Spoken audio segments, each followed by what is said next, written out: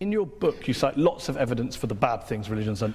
What I wonder is, if you were being fair, wouldn't you have also included some of the good things that religion's done? My passion is for scientific truth. I don't much care about what's good and evil, actually. I care about what's true. I mean, do you actually believe in your Muslim faith? Do you believe that Muhammad split the moon in? A newly published study using images from NASA's Lunar Reconnaissance Orbiter revealed tantalizing hints that the moon has slightly shrunk in the recent geologic past, and in fact may still be actively shrinking today. The research, led by Dr. Tom Waters from the Smithsonian National Air and Space Museum, involved searching thousands of lunar images for specific fault structures called lobate scarps. We know the moon is shrinking by looking at the lobate scarps in detail. They actually reflect the crustal materials of the moon being pushed together, breaking, and being thrust over one another. So that indicates that something has been causing the moon to actually contract or shrink. Finding that the lobate scarps are globally distributed indicates that contraction of the lunar surface is happening on a global scale, and this is critical knowledge to understand the geologic history of the moon. The next steps in this research will be to more accurately assess the age of these scarps to help determine how geologically active the moon might still be today. What's exciting about these findings for me is that the moon is not a dead body. It's not an object where everything that happened on the moon happened billions of years ago.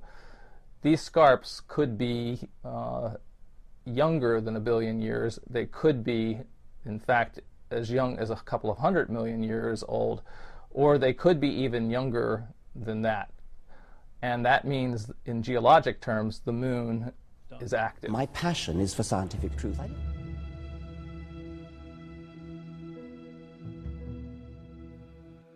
2 years ago, we reported evidence that the moon is shrinking. Now we've found evidence that the moon is actually being pulled apart, forming features called graben. So the shrinking moon, it turns out, is not shrinking everywhere. Some places the moon is actually expanding by a little bit. So finding these young graben was a real surprise, because we thought, well, all these lobate scarps are telling us the moon is shrinking. So what are these little small graben that are telling us the moon is pulling apart doing in this picture? How does this all fit together?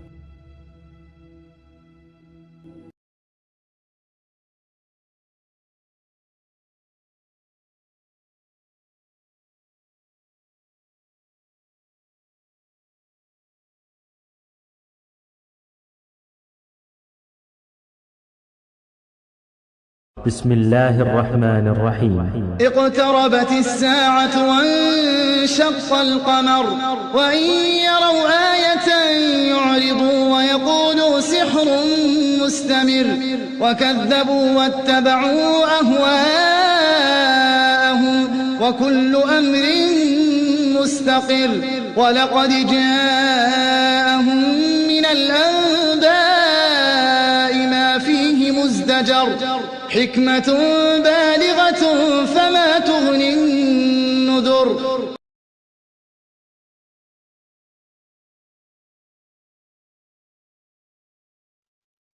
آمنت بالله وملائكته وكتبه ورسله واليوم الآخر والقدر خيره وشره من الله والبعث بعد الموت لا إله إلا الله. آمنت بالله وملائكته وكتبه ورسله واليوم الآخر والقدر خيره وشره من الله والبعث بعد الموت لا إله إلا الله لا إله إلا الله لا إله إلا الله لا إله إلا الله محمد رسول الله لا إله.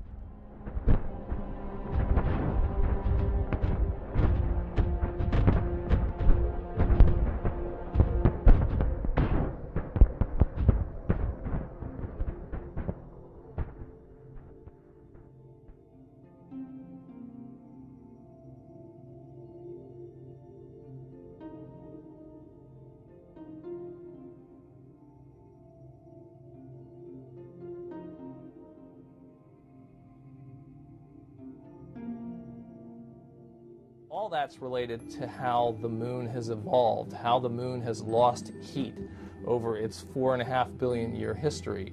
Most of the terrestrial planets, when they formed, were very hot, and they got so hot that they actually completely melted. When that happens, they will be in a general state of contraction because they're still hot on the inside and cooling down, and as they cool, they want to shrink. Only the outer part of the moon melted, forming what is called a magma ocean.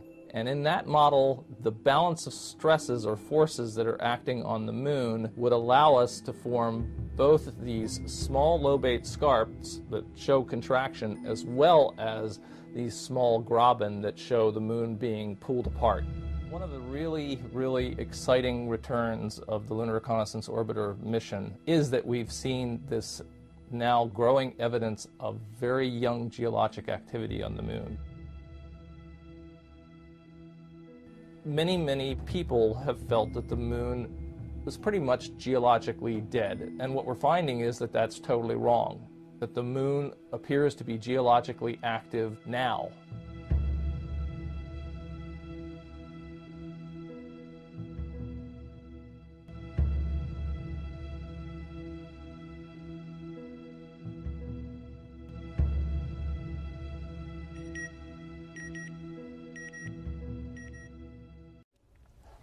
Well, I mean, who